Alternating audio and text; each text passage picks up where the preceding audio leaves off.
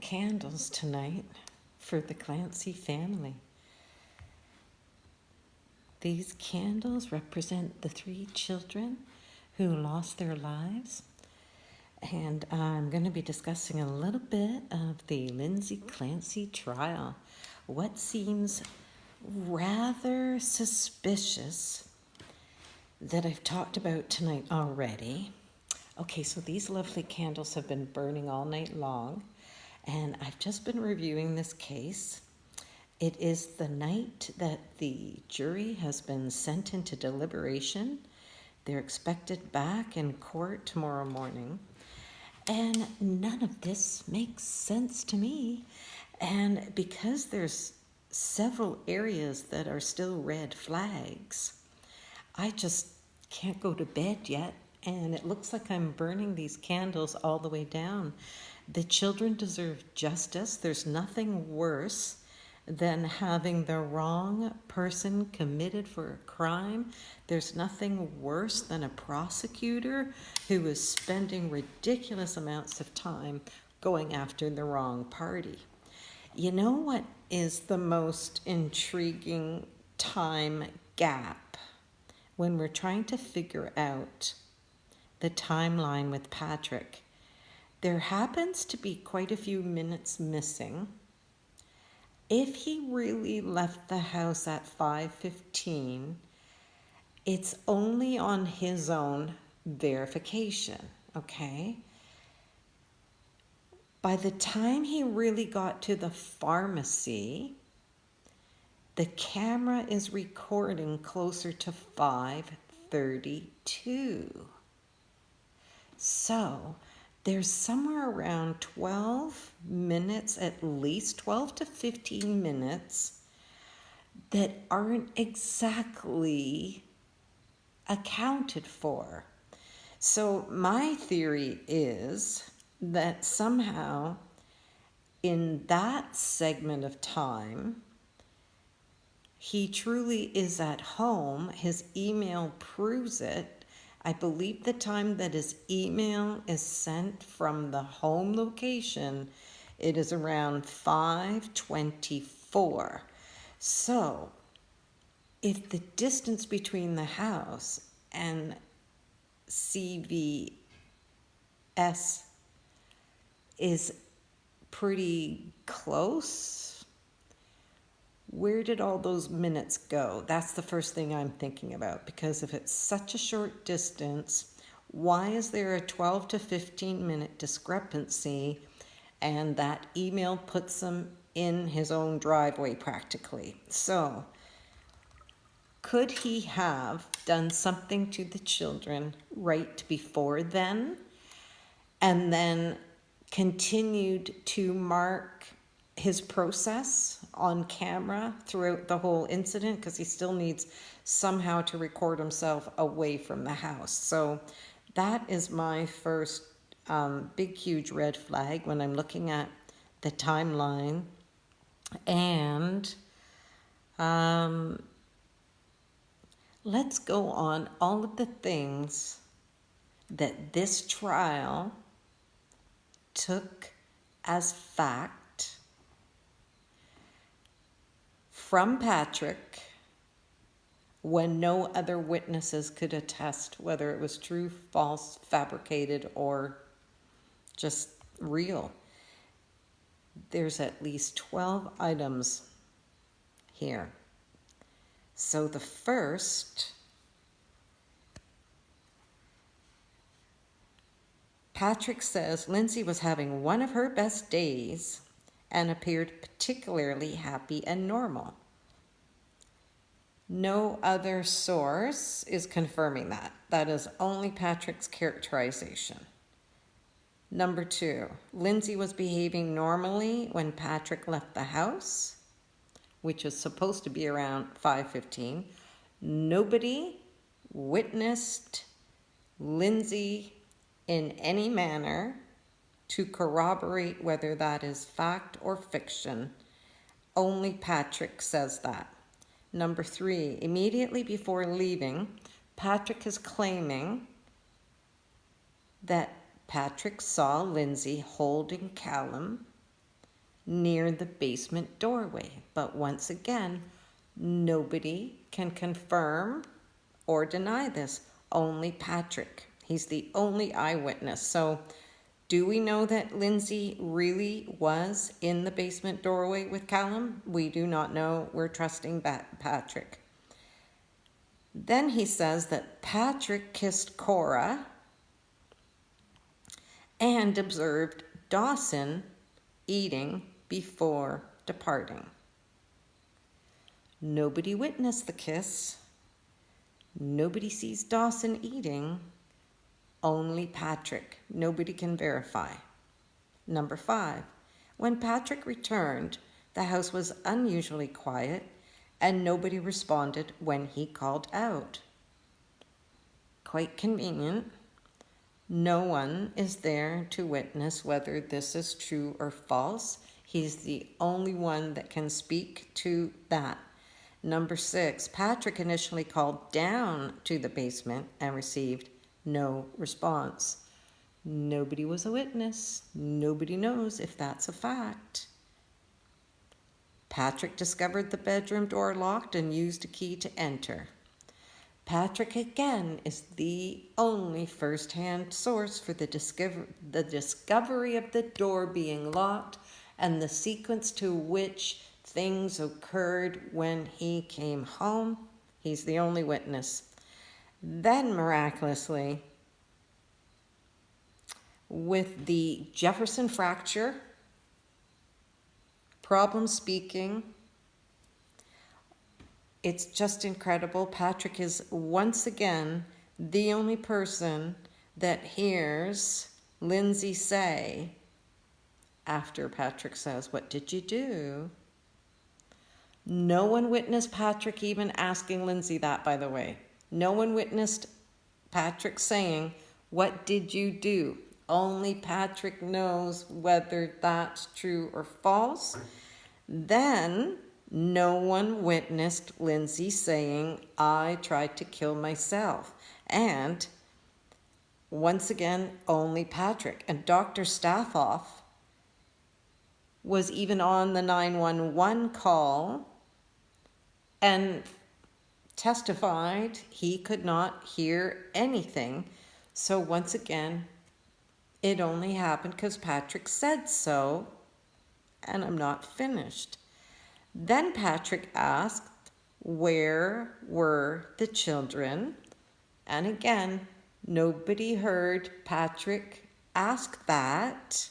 And remember, Staffoff is on the phone. So second sentence that Lindsay is supposed to have said, even with a Jefferson fracture with a crushed C1 and throat, she's responding a full sentence, even though 4 other people testified she could not say a word, only mumbling. But very convenient, Patrick says, Lindsay answered, "They're in the basement." Once again, the only person hearing it, witnessing it, Patrick. Then, number 11, Patrick's basement office door was closed when he went downstairs. Even with the police there, do you know that nobody witnessed this? Only Patrick is giving the dialogue that the basement office door was closed. Nobody else knows this by fact. 12th disturbing way, Patrick says this happened. The residue powder associated with the wine tumbler represented crushed medication. However, let's keep in mind, once again, this is a Patrick originating characterization. That residue was never tested, which is absolutely criminal unto itself, because it would be evidence one way or another to say that Lindsay really took something. Okay, so that just is not good.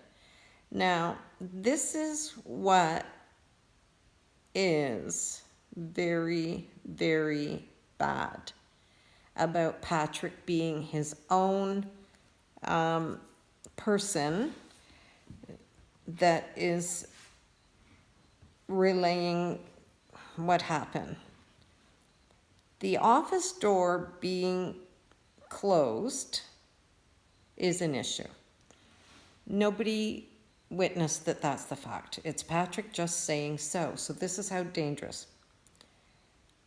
Dr. Staffoff accepts all of those statements in his reconstructing of Lindsay's behavior that night, okay? So there's no recording that can even back this up, remember, on 911. There's no recording that can back up anything. The office door, now that it's closed, because Patrick says it was. So here's Staffoff. He's accepting it now as fact. It's not proven. It's not evidenced by anyone, witnessed. It's fact.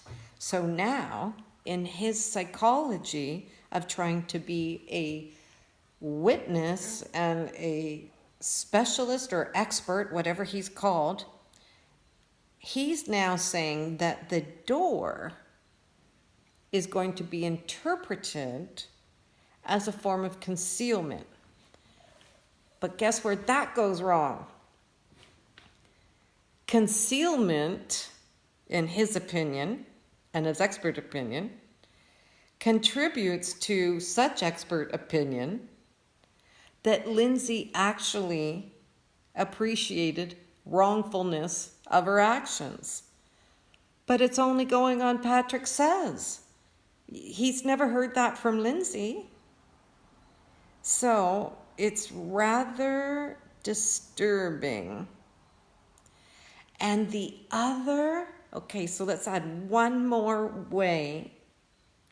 Now, I do believe this also came out with Lindsay, but it's hard to say because she has not testified.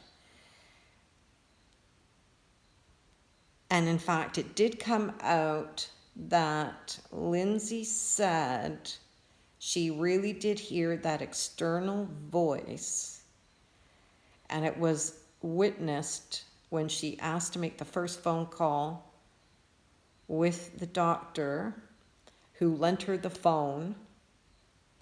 She calls Patrick, and she does say to Patrick, "I heard a male voice." And the doctor present lending the phone did witness that. So if we can count on that for being something that Lindsay truly said, then it's still curious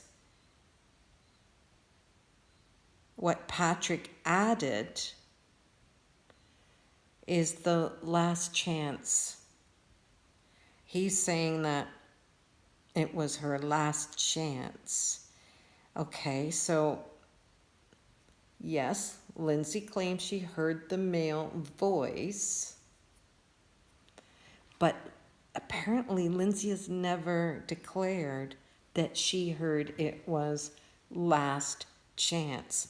She just simply said male voice consistently, repeatedly, 18 minutes. For some reason, she gets 18 minutes. Don't know how she knows that, though, because I think she's drugged. So, last chance is also a Patrick-dependent content to the conversation. And he still testified to it because he's just, going to keep adding it to his narrative. But Lindsay didn't necessarily say it. So I think that is where I'm going to leave it tonight. But what do you think of that? It's like 12 more ways that police and prosecution believed carte blanche, every single thing. How does that happen? in this day and age when we know domestic violence is as horrible as it is. How do you walk into a scene seeing a woman lying, mumbling, crushed? The kids are all gone, and any little search online from an officer, you would discover this guy's already had a relationship and an affair. And they're just believing every word because Patrick says so. Well, these candles are going to keep burning. Let justice reign. I'm hoping for a hung jury because there's no sane way out of this predicament. So I'm letting these burn all night, and I will see you tomorrow. And I hope it takes the jury forever. And I hope they're not impeded by dizzying discrepancies, because when there's doubt, there's reasonable doubt, and I hope things ring true behind those closed doors. So I'm going to say good night for now, or rather good morning, and I really hope this horror is going to be over for Lindsay Clancy. And who knows how a woman heals from something like this. Candles are going to be burning. Good night, all. And I hope justice takes this one. Take care.